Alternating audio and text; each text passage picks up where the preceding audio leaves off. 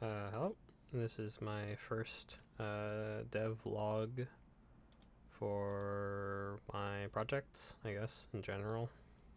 Today is September 5th, 2022. I'm working on the grocery project that I started like a year ago. It feels like a year ago. It was actually, I think it was fall of 2021. Let me be certain. Yeah, it was fall of 2021. It was almost exactly a year ago, actually. That's interesting. Finished in December 1st. First week of December 2021. I basically shelved these plans. But, okay, well, that's whatever. That's neither here nor there. But today, or rather yesterday, I worked on the project by making tile sets for the game. I had originally opened up the original maps that I had drawn for the project, and I decided to make them isometric. Originally, well, I guess technically the perspective is called oblique, but it's kind of isometric.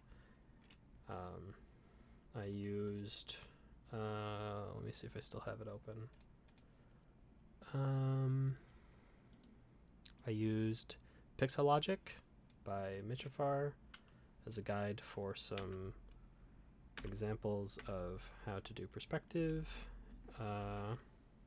in pixel art, and I decided to go with this oblique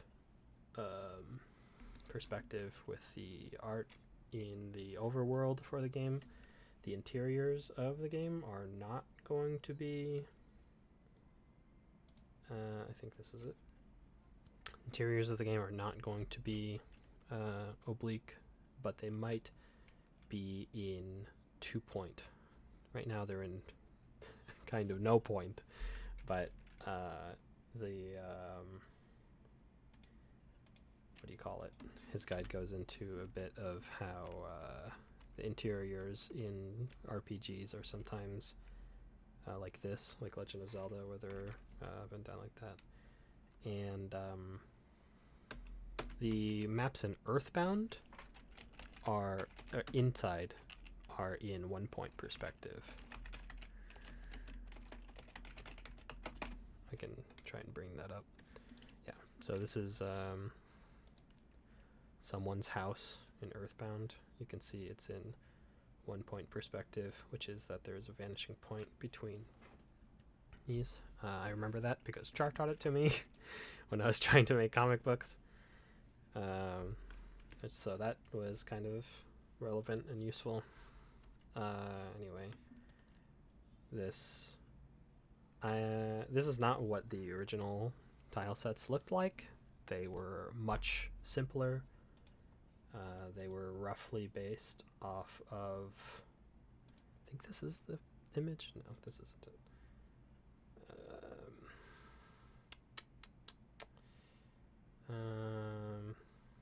Let me just open it up. It was this, yeah. Here, I had outlined these in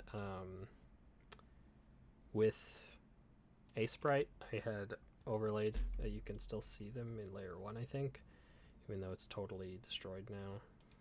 Yeah, it was crushed when I scaled it down, and it ended up being kind of a good reference for how the perspective would be. I didn't really know where I was going with the perspective at this point, and now I know that I'm not going to well, I mean, it's mostly the same, but it's slightly different how the perspective looks on the building. For instance, it's more exact, like it's a 1x1 half cut of the tiles. You can see here the tiles each cut across exactly in the thing, from one end to another. It's most apparent in the ones that are like two colors like that. There have been a couple of issues with that actually, mainly in how that there's a tile missing there actually, or a pixel missing in this tile. So I think if I'm right, I should be able to just dot that in. No, yeah, here. So if I do that, there you go. See, it replaces it on all of them. That's really useful.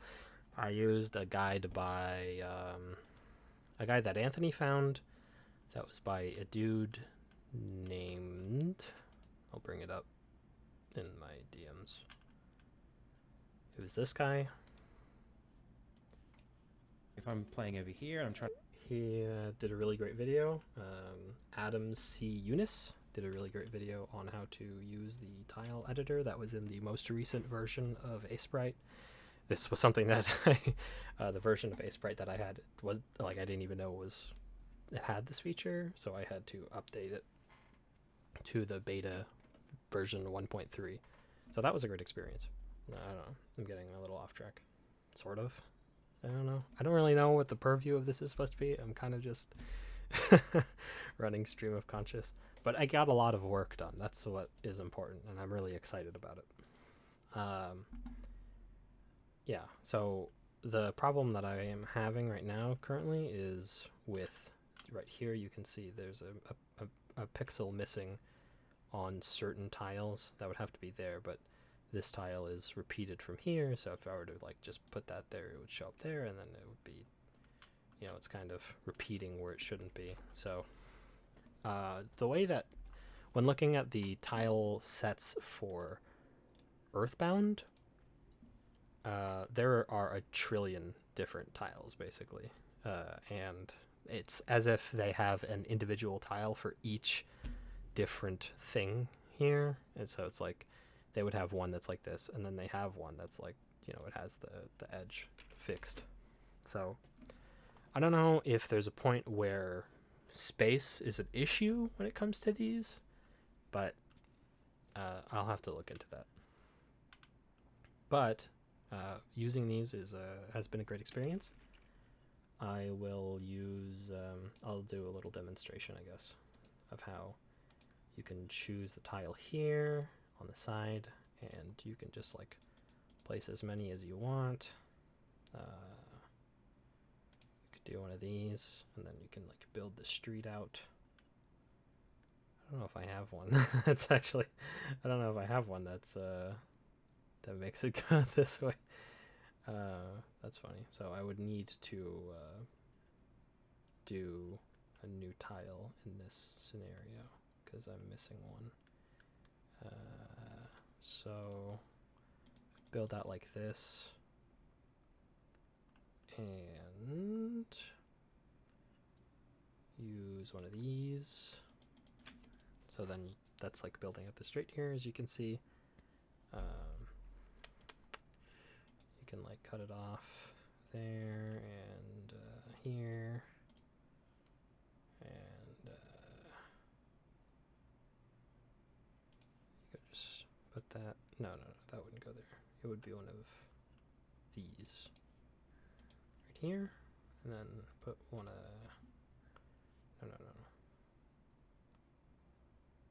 Put a. Do I have one of those?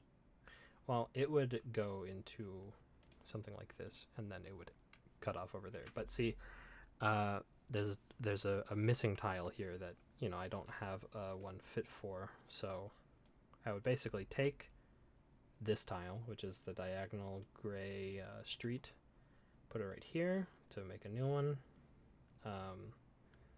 And since it's 8 across, I would just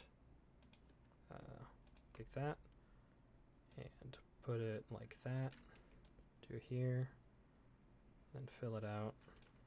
I like to add these little shadows. It gives like a kind of illusion of depth to the street, which is needed. And then going back into, well, actually, I kind of screwed that up because now it fucked it up over there because, yeah, I was editing all of them, but you gotta make them not all edited like that. I think that should be good because it looked like it was a little off when I had done that other one. So now that is a brand new tile, and a sprite is going to recognize that. So I would use this tiling mode again to find the tile on here, which was this one. And I can just place it right back over where the other one was. And then boom. So now that works. But it still has that issue of the single pixel being missed here. So I would probably need to do that kind of process again with finding this one here.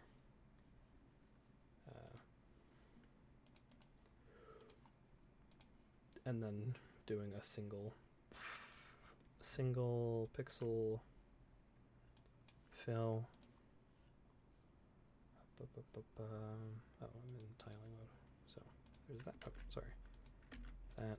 And what I like to do, like here, when I do that single dot, I like to put like a little weed to denote, oh, you know, like that's that one is like slightly different. It's not the same.